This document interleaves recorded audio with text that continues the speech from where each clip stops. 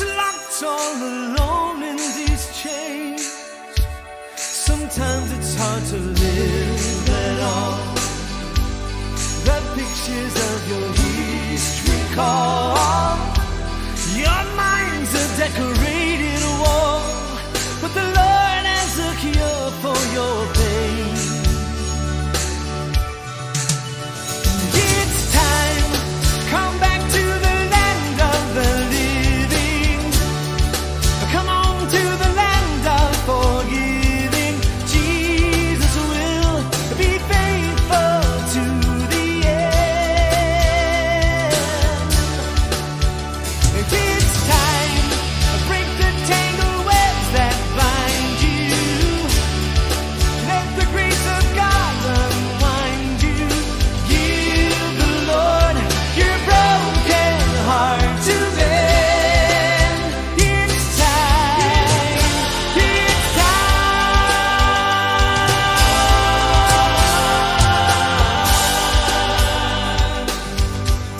You've had your little victories, but perfection's pretty hard to please. Guilt is an annoying breeze that blows all its peaceful away. Oh, and your life is too short to go on living like this. What a brood over who's done you wrong. If the years pass you by, look at all that you miss. You've been walking in shadows too long. It's time, come back to the land of the living. Come on to the land of forgiving. Jesus will be faithful to the end. It's time, break the tangled webs that bind you. Let the grace of God unwind you. Give the Lord your broken heart to mend, to mend. It's time, break the tangled webs that bind you. Let the grace of God unwind you. Give the Lord your broken heart to mend. It's time, it's time, it's time, it's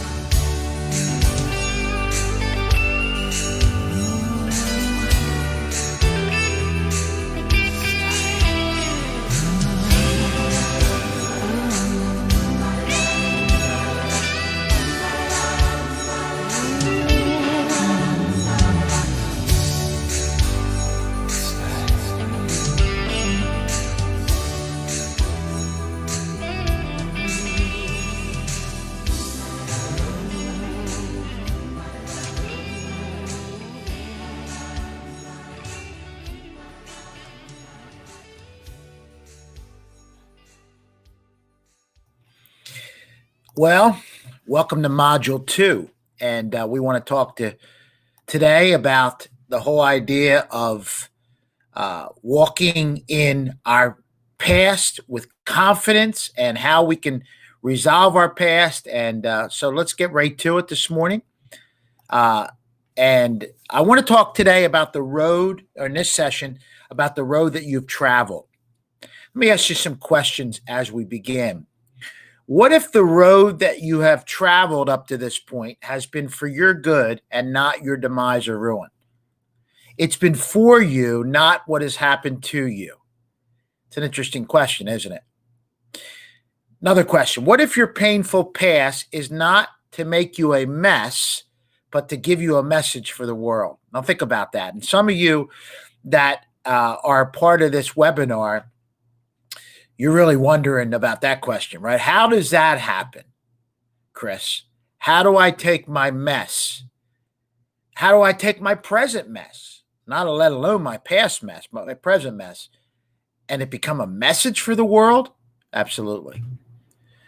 And then, do you believe that you were born in the right family, the right time in history, with the right makeup within? Well, we're going to talk about that. And not only today, but we're going to talk about that in some other sessions as well. God put you in the right place, in the right family, and gave you the right makeup to use you throughout this world. And you have to, first of all, believe that.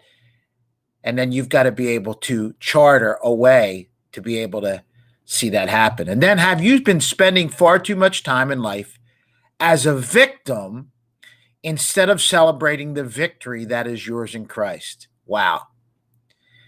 You know, I've been dealing with people for over 30 years in ministry, and I can tell you that most people fall into those two categories. They're either a victim or they're really experiencing on an ongoing basis victory.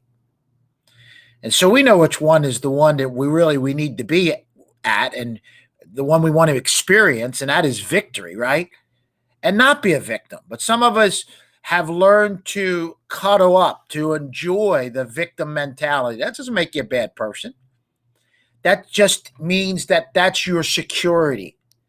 And we want to break that down, and we want to kind of put that away and move on to victory lane, which is the destiny for every child of God. Let me share a little bit about my story as a teen. I grew up in an alcoholic family, had an alcoholic father for much of my early life. Later, he came to know the Lord, and things changed. But I had an extremely poor self-image. You know, couple that with an alcoholic father and a stressful household, and sports became my escape. You know, I would play sports 4 or 5 hours a day, but mostly basketball. I played baseball. I played football. I loved sports, and that became my escape from not only the problems at home, but the problems that were going on around me. I had bad acne, and because of that, I was made fun of. You know, kids are cruel, aren't they? And maybe you've had that experience, and maybe that's part of your past, where you had to. You were basically bullied. I mean, I wasn't bullied physically as much as mentally and with the words. And of course, often they're worse. I wasn't comfortable around girls. And so, you know, I became addicted to porn. And like so many young people, young men especially, but even girls and ladies today, I was addicted to porn as an early teen, and even into my early 20s, I struggled with it a great deal. And I wasn't sure about my future. I wasn't sure. You know, I wanted to be a radio television broadcaster, but I wasn't sure if that's what I needed to find out. And I didn't come to faith in Christ until I was 18. And so, you know, I was really just hoping that I could find something that could give me meaning. I was tortured on the inside. No, not easily seen. I was in bondage big time. You know, when people looked at me, they would say, "This guy's pretty well adjusted. He's a good guy. He's a nice guy. He's a friendly guy." But I wasn't sure what I was going to do or what I was going to be. You know, life is a journey that must be traveled no matter how bad the roads and accommodations. You can't change the present or the past any more than you can put an egg back in the shell.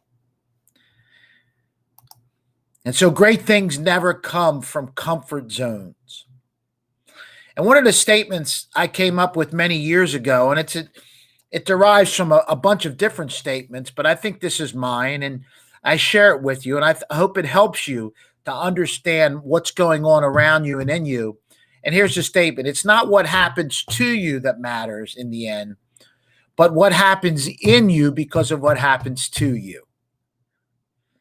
That means that what is happening around us is not what we are or what we should become.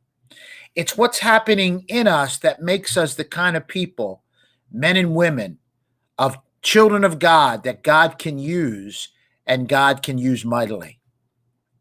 No matter how long we have traveled on the wrong road, we can always turn around. Isn't that great news?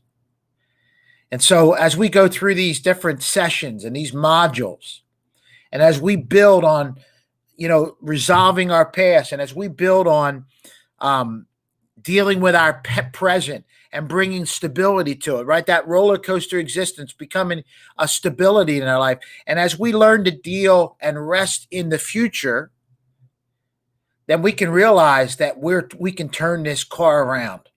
Remember when you were a kid and maybe your parents said to you, if you guys don't straighten up that back there, I'm going to turn this car around.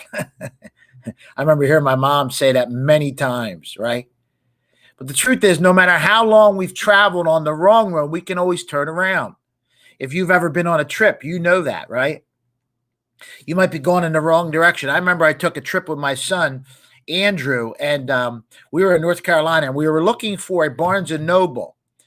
And it kept taking us around in a circle and taking us to libraries on college campuses. And we laughed about it later, but about the second time and then the third time for sure, I said, Andrew, we're going around in circles here. We've been driving around for an hour now in the same direction. And once we found that out, obviously, we could turn around. I may not have gone where I intended to go, said Douglas Adams, but I think I have ended up where I intended to be. Listen, you are where you need to be, and you are going where you choose to go. And so as you go through these modules, you have a choice to make. I can't make it for you. Your husband or wife can't make it for you. Your girlfriend or boyfriend can't make it for you. Your parents can't make it for you. Your work associates can't make it for you. Your pastor can't make it for you. You can only make the decision yourself. And so let's talk about no regrets. Let me share 3 things with you. Number 1, first, you are not a victim of your upbringing or family placement. Okay? Now that's important. Let me ask you a question. Why do 2 people in the same family, one becomes a victim and one becomes a victor? Have you ever noticed that? Now, that's not always the case. Sometimes all of the family's members that are in bad situations become victims. And sometimes almost all of them become victors. But usually there's that split, right? We use phrases like black sheep of the family, or there's always one bad apple. We have all these phrases. But the truth of the matter is, you're not a victim just because you have grown up in a situation, or you were abused, or you were mistreated, or you were adopted, or whatever your situation is. You are not a victim. The world might say you're a victim. People might say you're a victim. You might even believe you're a victim. But the truth is, you're not a victim because of your family upbringing or your family placement. Okay? That's number 1. Secondly, you need to understand that your past was, among other things, research and development. Isn't that great? Research and development. In other words, the things that you've gone through in the past, painfully, you can learn from them and not repeat them.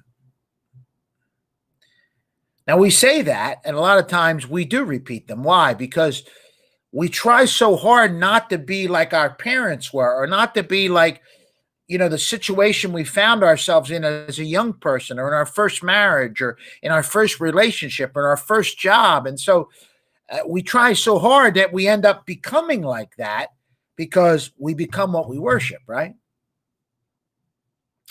But he who doesn't learn from the past is destined to repeat it. And so what if you looked at the past not as a scourge, but as research and development? Thirdly, what has happened to you is common to man, and you're not unique. That's important to understand. A victim mentality says, nobody understands what I've gone through. Well, there's probably thousands of people, maybe even millions of people that understand what you've gone through. I mean, they may have not gone through it exactly the way you've gone through it, but they understand it because what has happened to you is common. Okay? It means that millions of people around the world have struggled the same way you have have had a similar background, have had similar things happen to them, and it's common to man. And so you are not unique. And I think it's important to understand that, because as long as we carry around, and I believe it's a victim mentality, as long as we carry around the fact that nobody understands us and we can never get out of the hole that we're in, then we're going to stay there, aren't we? It's not what you go through that defines you. You can't help that. It's what you do after you've gone through it that really tests who you really are. Let me read that again. It's not what you go through that defines you. You can't help that. It's what you do after you've gone through it that really tests who you are. And so it's our response to it, isn't it? It's our response to it.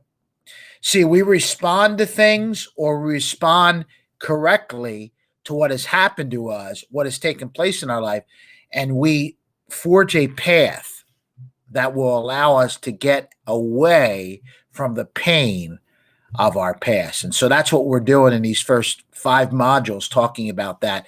And I'm going to talk to you in one of the modules about something that I have very special that will go even into a deeper dive into our past.